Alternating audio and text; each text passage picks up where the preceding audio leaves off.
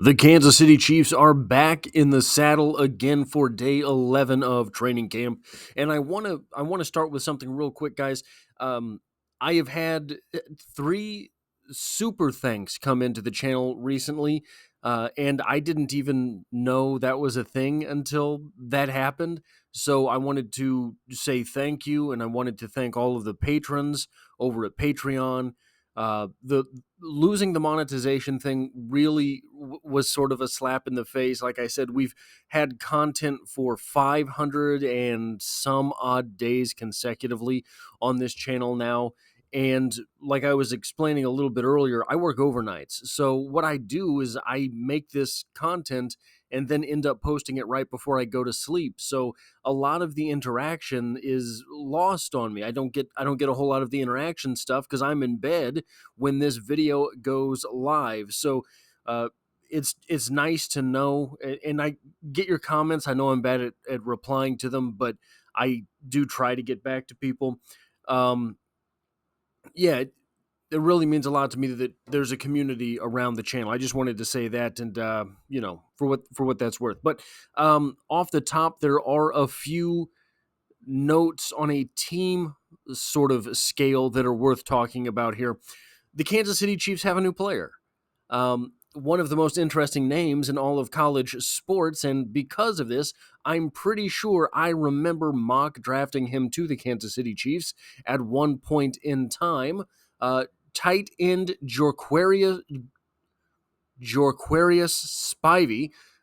He's wearing number 85, and the reason that his number is interesting is because that had been the number worn by Isaiah Gathings, who is absent with an injury and maybe had received an injury settlement. I'm not sure how that works, but they had to have had a roster spot open from somewhere, and Isaiah Gathings did have that number. So I guess we have to read between the lines on that one.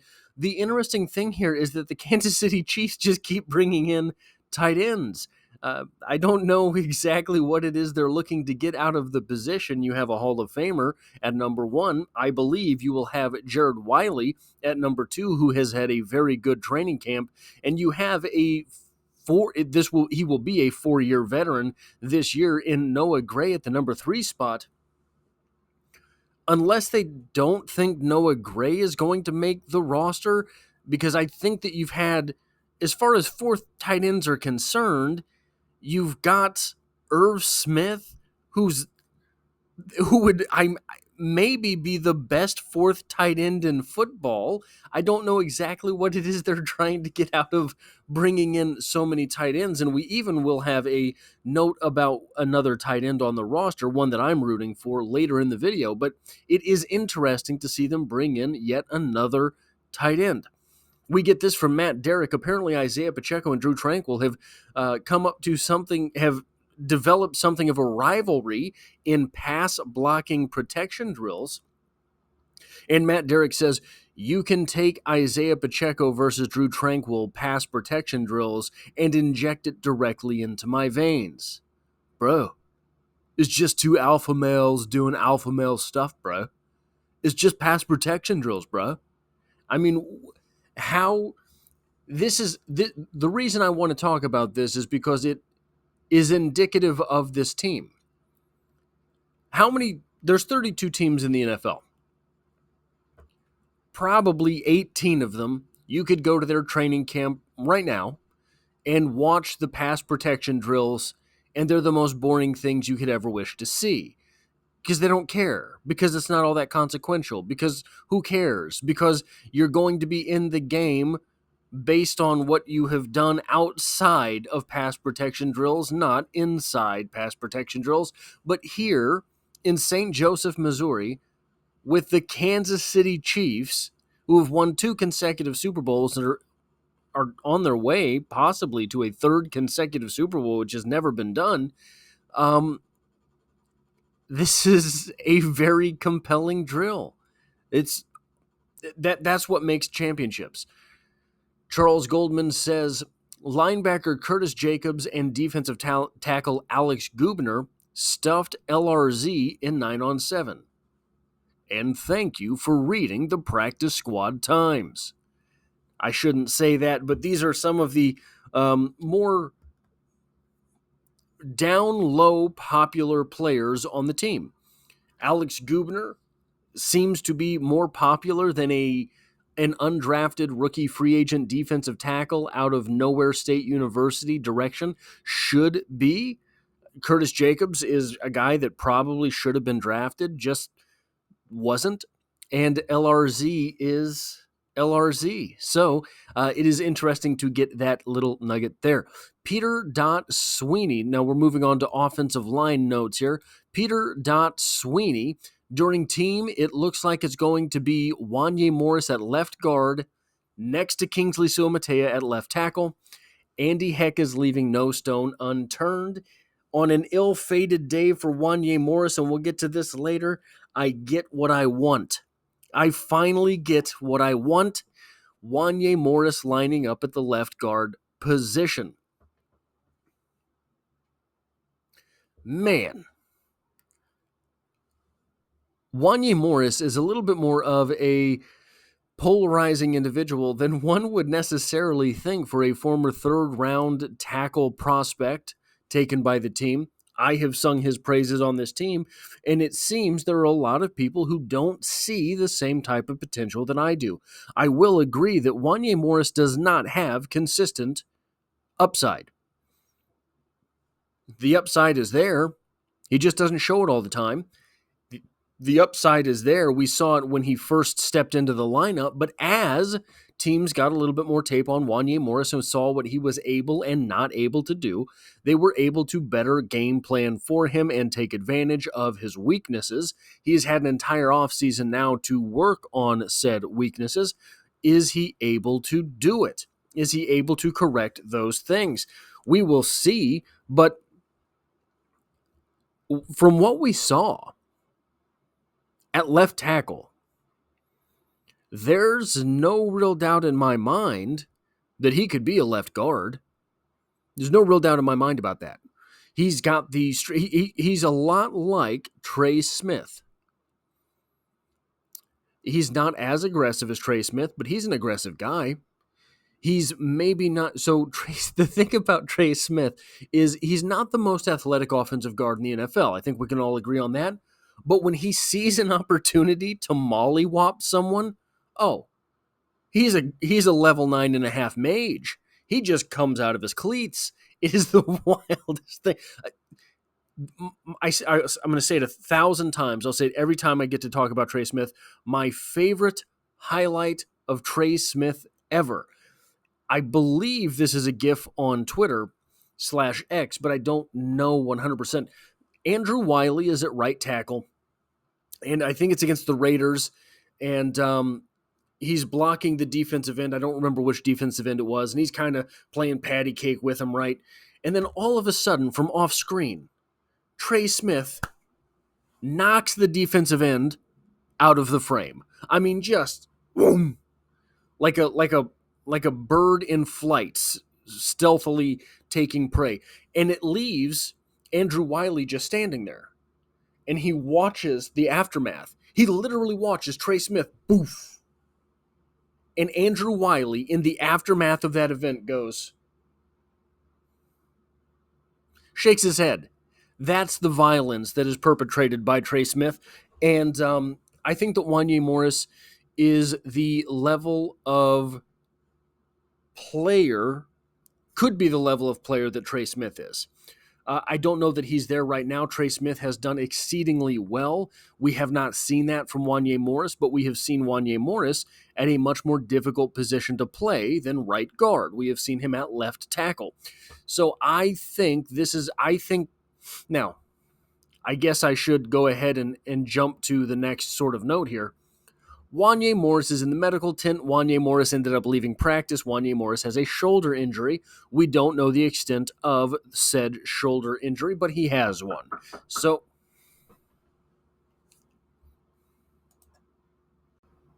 sorry about that. My problem is my apartment number is 209 and the building number is 209. So anyone looking for anything ever comes to my apartment. So Okay. Anyway, we don't know the extent of Wanya Morris's shoulder injury. Shoulders are a funny thing. Uh, there's a whole there's a whole lot going on up there, but it's not a whole lot of joints. It's just one ball and socket joint. But there's all sorts of people. For example, I used to be able to pop my shoulder out of socket, and it never caused structural damage or anything, I guess, because I never lost strength, but it was definitely out of socket when it happened. So what goes on there, I don't know. Shoulders are weird. Hopefully, Wanya Morris is going to be all right. We will apparently know more a little bit later. Matt Derrick, the number 2 offensive line right now, left tackle Ethan Driscoll, left guard Wanya Morris, tentatively, center Mike Caliendo, right guard Hunter Nourzad, right tackle Lucas Niang. Discuss. Well, Matt, I will. Left tackle Ethan Driscoll, I think that is a technicality. I think technically Wanya Morris, so long as he is not injured, is the backup left tackle. I think that probably you would slide Lucas Niang in there before Ethan Driscoll at this point. That said, all of that said, the fact that Ethan Driscoll is running second team left tackle right now, Ethan Driscoll of undrafted rookie free agent fame out of Marshall, he's a massive guy, 6'8", but only 303 pounds, I think. That says a lot. He has very long arms. He is a very long athlete. He does not have the footwork that he's going to have if he's going to be a starting left tackle at any point. That said, I was convinced this was going to be a redshirt season for him on the practice squad. So if he actually makes the roster, I think the Chiefs could end up carrying 10-ish offensive linemen. That would be great. That would be huge for the Kansas City Chiefs. The Kansas City Chiefs over the past few seasons have had quite a few guys that have joined the NFL through the ranks of undrafted rookie free agents at the tackle position, not necessarily for the Chiefs, but they have taken them up on second contracts or through the waiver wire, etc. And offensive line is interesting because a lot of those guys have similar tools. It's not a position where a guy running a 4.21 40-yard dash is going to mean anything really. So there's very few places for them to differentiate themselves meaningfully besides on the field. And what that leads to is a glut of players that end up looking the part somewhere at the college ranks and not being productive in the NFL. So to see Ethan Driscoll at backup left tackle at this point in training camp is very promising. It might mean that the Kansas City Chiefs have their next Mike Caliendo, have their next Andrew Wiley, perhaps. Left guard Wanya Morris as the number 2 guy there. If Wanya Morris can be the old-fashioned Andy Reid best 5 guys type of player to where he is able to come in and cover, so he would, if he's able to be the swing tackle of that ethos, right? If he is able to be the swing offensive lineman, your right guard Trey Smith bangs up his elbow, has to come out for a couple plays, Wanya Morris goes in. All of a sudden you have Kingsley Suamataia, who tripped and fell and has to get his face mask adjusted. Wanya Morris comes in. Whoever it is, wherever on the offensive line, if they have that guy in Wanya Morris, it would be phenomenal for this team. Center Mike Caliendo. Again, Mike Caliendo is an NFL-level offensive lineman, picked up for free as a UDFA, groomed for a year on the practice squad, and is now paying dividends as the backup center. He had, I believe, 63, 65, or 67 reps last season. So getting him on the field it is good to have someone that can spell an offensive lineman, even if it's only in the last week of the season, to get him off his feet for a week, because 345-pound men only have one set of knees, right? So getting them some time off Right guard Hunter Nourzad. You see here Hunter Nourzad sending and becoming one of these players that is going to be a starter in the future. We just don't have a spot for him yet. He's not an offensive tackle. He's going to be center guard, somewhere in there. Creed Humphrey and Trey Smith are both in the last season of their contracts. Joe Thuney has a couple left, but he's very expensive. So Hunter Nourzad's development this training camp and during this season are going to be closely monitored by the Kansas City Chiefs. Right tackle Lucas Niang. Almost forgot about him, didn't you? Lucas Niang has had the most circuitous path to the NFL that I've maybe ever seen. He missed his final year in college at TCU. TCU, by the way, Jared Wiley. TCU, by the way, Jorquarius Spivey. So interesting to overlap those players there. But missed his last season of college, came to the NFL. That was the COVID year. Comes back the next year, starts, gets injured, doesn't do anything the next season. Now he's the backup right tackle again. It's easy to forget about him because of all of the when we have seen him, it hasn't been for very long. So this isn't. Let's just say it this way: Lucas Niang would have started on previous Kansas City Chiefs teams. Lucas Niang did start on previous versions of the Kansas City Chiefs. Do you think that I'll just put it this way. I think Hunter Nourzad is a better offensive guard than Nick Allegretti right now. As far as center is concerned, I think that Nick Allegretti had a unique build and athleticism for the center position. I don't know if I have seen that from Hunter Nourzad, so it might be that Allegretti would have been a better center than Hunter Nourzad, but I think that all of those games that Nick Allegretti started, Hunter Nourzad would have started. Center Mike Caliendo. Mike Caliendo, I believe, was all MAC at center. I believe was all MAC at center. Don't quote me on it. Would he have started for the Kansas City Chiefs prior to... No, I don't think he ever would have been a starter on the Chiefs in the Andy Reid era. But I think that he might be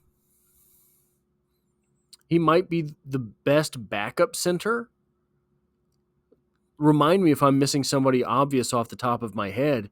But, I mean, obviously we haven't seen him be the best backup center because we haven't seen him really at all. But from what I believe about him, from my quote-unquote scouting reports, Wanya Morris, backup left guard, a guy who started at left tackle for the Kansas City Chiefs last year, is now the backup left guard. Now, Ethan Driscoll, that's out there, right? That is new. We don't know about that. So I can't comment on that other than to say, if you think automatically Ethan Driscoll is pushing Wanya Morris into being the backup left guard, which I'm not sure that's how that's working, and he is better right now at left tackle than would be Lucas Niang, man, he really does have some tools. And he does. He's going to be an NFL lineman. I don't know that it's going to be this season, but the coaching staff sure seems to like him. Moving on, I don't know if there is some conspiracy here, but it seems that either Justyn Ross or Nico Remigio can be awesome in practice on a single day, but not both of them. That would be too good for views.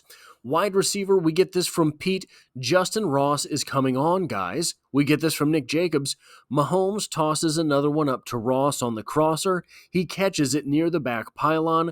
Couldn't see if he got both feet in, but fans cheered as if he did. Then we get a quote from Carson Wentz on Justyn Ross. Just since I've got here, he keeps getting better and better. I believe he also caught a touchdown from Carson Wentz in the 9-on-7 drills. Here's the thing. In yesterday's video, I talked a little bit about his catch on Trent McDuffie, Justyn Ross's reception over Trent McDuffie, or was it Joshua Williams maybe? But it was literally over him. Not mossing him, but bucked back, laid his hands out, caught the ball, immediately tucked it and changed direction. And I mentioned in that video, that is the smoothest I've seen him since he's been in the NFL. That is the smoothest I've seen him since he was a freshman at Clemson, tearing up the Alabama defense. There's all sorts of stuff that can happen where a guy forgets who he is. Right? When I was a sophomore in high school, I had a concussion. A bad one. Got hit in the back of the head in football practice, went back to the huddle, and then collapsed. Then lost consciousness. Obviously not the worst type of concussion, but a pretty bad one. Like, literally lost consciousness seconds later. It changed who I was for a little bit. You cloister up, right? A diagnosis like Justyn Ross had, taking the time off that Justyn Ross did, man, I bet that can change you for a little bit. And if what we're witnessing, if what we're seeing here, so the moment we got Justyn Ross, you remember the reports in training camp and everything of him high pointing a ball in the end zone. He's always had those tools. Even when he wasn't performing, he had those tools. The smoothness that I've been seeing in clips on Twitter, the smoothness of his operations at this point. He is no longer belaboring his routes. He is no longer figuring out how to catch the football. It is second nature at this point. Again, that little move.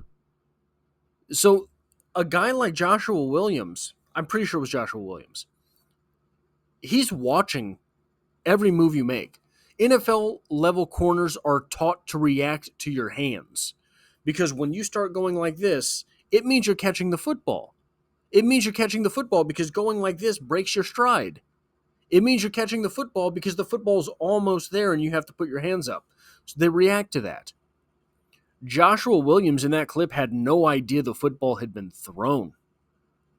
All of a sudden, Justyn Ross is just plucking it off of his helmet almost.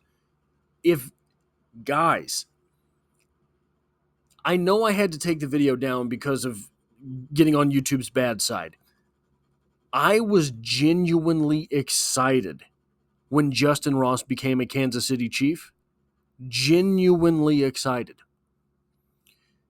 He has not been the Justyn Ross that I was hoping we would get. If that guy, that Justyn Ross, is still inside Justyn Ross, the NFL is donezo this season. The NFL is donezo. Go back and watch that Clemson game in the national championship against Alabama. The things that Justyn Ross was doing as a freshman were madness.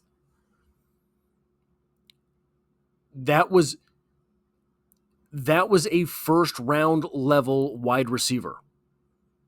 Justyn Ross was absolutely hyped up to be a first round wide receiver. It's easy to forget because of all the hype that comes up around players.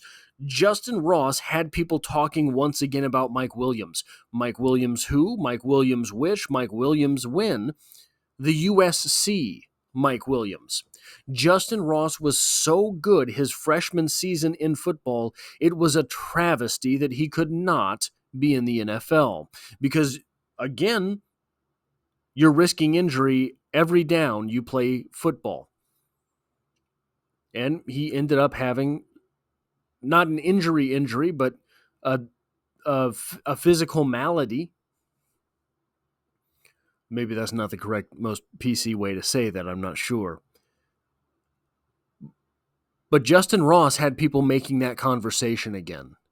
Should we let these guys come out after their freshman year? So if that's the guy we got, if that's the guy we have, and he's getting better and better every day, man.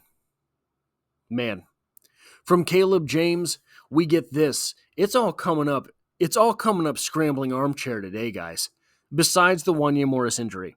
But another guy that I've been rooting for, impressive catch from Baylor Cupp on the sideline toward the end of team period. Baylor Cupp, in my opinion.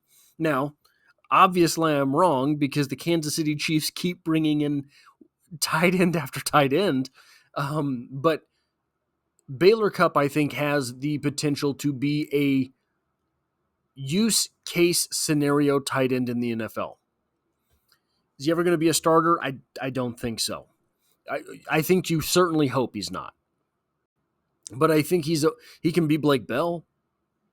He can be a guy that comes in for 10 reps a game and plays special teams.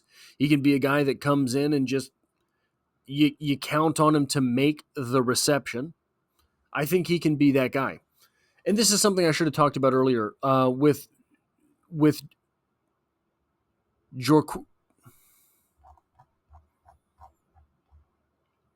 Jorquarius Spivey. I should have talked about this when I talked about them signing Jorquarius Spivey. They're not resting. The Kansas City Chiefs have made either 3 or 4 moves. It's at least 3 moves through 11 days of training camp. Cut guys, let guys go, sign guys, put guys maybe on injury settlement, maybe on IR, who knows? Whatever happened to Isaiah Gavings? I mean, did he have to take a car ride with Brett Veach? Whatever it was that happened there, they brought in a new player. We're getting dangerously close to the first preseason game. The first preseason game is just, 1 of 3. After 3, you have to cut down to 53 guys from 90, and Brett Veach is still collecting guys. He's still saying, hey, you want to come play football? Absolutely wild. Not sure why they're all tight ends, but we'll see. Defensive line, here's all coming up scrambling, baby. Defensive end, this comes from Charles. Defensive end George Karlaftis on FAU and Truman Jones says there has been clear improvement during their second year with the team. We've heard a lot about FAU's transcendence during this training camp. We've heard a lot about FAU getting better this year than he was last year. I haven't heard anything about Truman Jones. I was absolutely convinced Truman Jones was an NFL guy. If this is true from George Karlaftis, Truman Jones might be an NFL guy. Truman Jones has a lot of tools. They're not the highest grade of tools as those tools, but he's got a lot of tools. If he can refine them, then I think he can definitely add to a pass rush in the NFL. Defensive backs, this comes from Charles. After a phenomenal practice on Thursday, Chiefs cornerback Keith Taylor got some run with the starters in red zone work today. Now, to temper expectations, I will put it out there, the Chiefs cornerbacks are going through a very rough time as far as staying on the field is concerned. So I don't know how much to make of Keith Taylor in the fact that he's earning the spot, or how much of it is the spot is open, go see if you can fill it. But we have to give credit where it's due. I am a firm believer in giving the benefit of the doubt with things like this. It seems Keith Taylor is outperforming what the Kansas City Chiefs had imagined him to be when they signed him. The cornerback position for the Kansas City Chiefs is getting absolutely wild at this point. Trent McDuffie, absolutely a starter. Jalen Watson, Joshua Williams, I think are starters. You've got 7 guys who should be on the team. If there is going to be a trade in the preseason, it's going to be, in my opinion, a cornerback to whom we're waving by. I think the Keith Taylor in particular is maybe going to be one of those guys. If they can get him on the field and shine him up, I mean, they got him you got him basically for free. If you don't have the roster spot for him and you don't think that he's going to be one of your starters, get something for him. Basically what that would, so if you trade him for a 7th round pick, what it means is you basically signed a 7th round draft selection. Not your 7th round draft selection, a draft selection. Just the spot itself. You went and bought a draft selection. So we'll see how this turns out, but it's very crowded in that Chiefs cornerback room, and I'm not sure how it works out. This comes to us from Charles as well. Chiefs safety Jaden Hicks just contested another right corner end zone throw to Justyn Ross in 11-on-11. Incomplete. The rookie has been the only one to stop that today. Jaden Hicks is going to be good. Jaden Hicks might start as a rookie. Jaden Hicks, the only person in camp, we're told, that could stop the Justyn Ross right corner of the end zone play. Guys, the Chiefs just won 2 consecutive Super Bowls. I have no qualms saying this team is more talented than either of those teams. Top to bottom, 1 through 53, baby. You want to line them up and grade them out. Numbers 1 through 53, numbers 1 through 90. I'm not sure who you cut at some of these positions. Are you? If you decide to keep 5 cornerbacks, tell me which 5 they are. So it is wild. And here's where it is. Middle round guy. UDFA. Scrap heap free agent. Late round pick trade, Neil Farrell. Oh, I didn't even read that, did I? Chiefs defensive tackle Neil Farrell is stout in 9-on-7. Second team offensive line can't move him. That is absolutely amazing to see. Sorry I didn't read that one, but that's that. If Neil Farrell works out, absolutely massive for the Kansas City Chiefs. And I got to fix that or I'm going to be bothered by it. George Karlaftis, first round pick. One of the few first round picks Brett Veach has been able to make.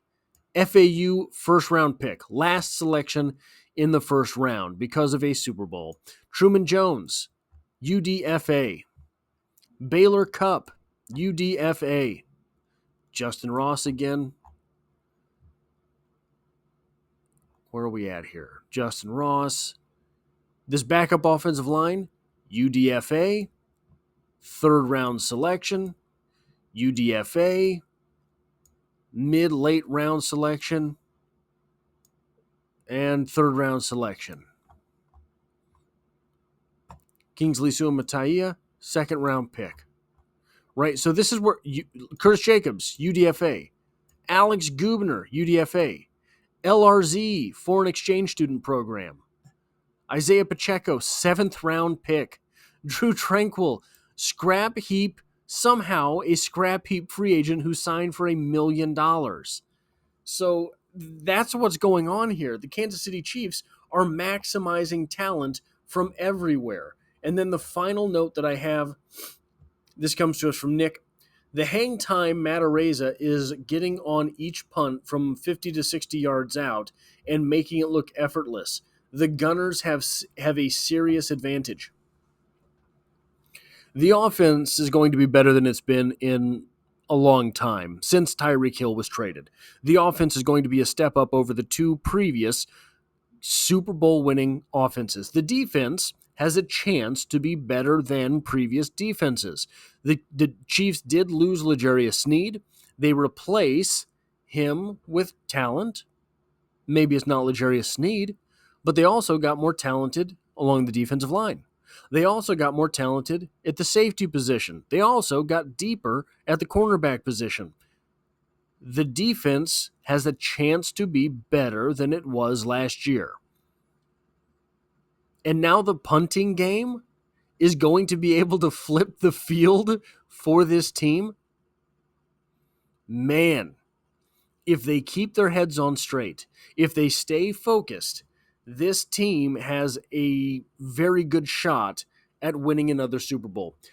Thank you for being here. That's all I have for this. I will be back at some point with a video on Jorquarius Spivey.